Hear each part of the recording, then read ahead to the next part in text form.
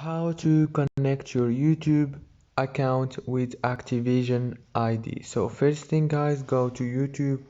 This is the homepage. As you can see, go to the top corner and click on your channel profile picture, and now go down and click on settings.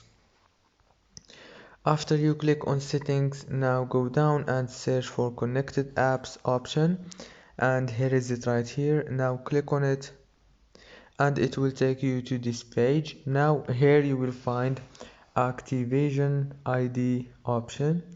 Click on it and click connect right here. If this video was helpful, please don't forget to like and subscribe, and thank you so much for watching this video until the end. See you later.